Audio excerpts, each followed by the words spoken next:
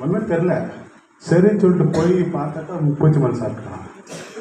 என்ன இப்படி சாப்பிட்டுக்கிறானே, அவன் தைரியமான பையன், எதுவும் போக மாட்டானே, இப்படி ஆச்சுன்னு சொல்லிட்டு ஹாஸ்பிட்டல் கூட்டிட்டு போய்ட்டு வயிற்றால தவிட்டு கவர்மெண்ட் ஹாஸ்பிட்டல் போனோம். அவன் மெடிக்கல் காலேஜ் போனோம். மெடிக்கல் காலேஜ் போன பிறகு அங்கே வந்து ஐசியூவில் வச்சிட்டாங்க.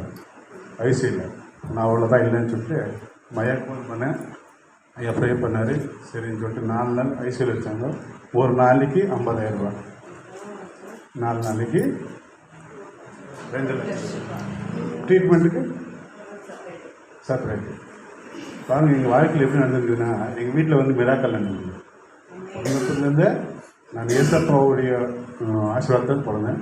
என்னுடைய சாட்சி என்னன்னாக்கா, எங்கள் வீட்டில் வந்து 6 பேர் பட்ட பசங்க, நான் ஒரே ஒரு பையன் தான், 6வது. எங்கள் அப்பாவுக்கு பொறுமை ஜாஸ்தி. ஃபஸ்ட்டு பொண்ணு, 2வது பொண்ணு, 3வது பொண்ணு, 4வது பொண்ணு, 5வது பொண்ணு. யாரும் பொறுமையாக இருக்குவாங்களா? எங்கள் வீட்டில் எல்லோரும் கலர்ஃபுல், எல்லாம் ஒயிட்டாக தான் இருக்குவாங்க. நான் ஒன்று தான் கருப்பாக இருக்கிறேன். ஏன்னாக்கா எங்கள் அம்மாவுக்கு பொறுமை இல்லை. இது பொண்ணாக இருக்கும், இது கழிச்சிடலான்னு சொல்லிட்டு என்ன பண்ணாங்க, வயிற்றுலேயே கருவில் கழிச்சிடலான்னு சொல்லிட்டு நினச்சாங்க அவங்க.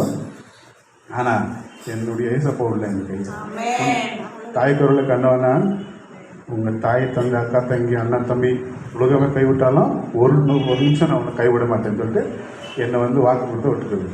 நான் பிறந்தாச்சு. பிறந்தாலும் எங்கள் அம்மாவுக்கு ஜென்னி ஏறிச்சு. ஜென்னி ஏறிருந்தோம். எங்கள் அம்மா செத்துட்டு இருந்தாங்க, என்ன பண்ணுவாங்க? கண்ணா என்ன சொல்லுங்க, பிறந்துட்டு தான் வாயில் வச்சுன்னு போயிட்டாங்க, வாயில் போட்டுக்கின்னு போயிட்டான்னு சொல்லுவாங்க. சரிங்களா? அது மாதிரி தவிர உள்ள எங்கள் அம்மா நல்லா பண்ணாங்க.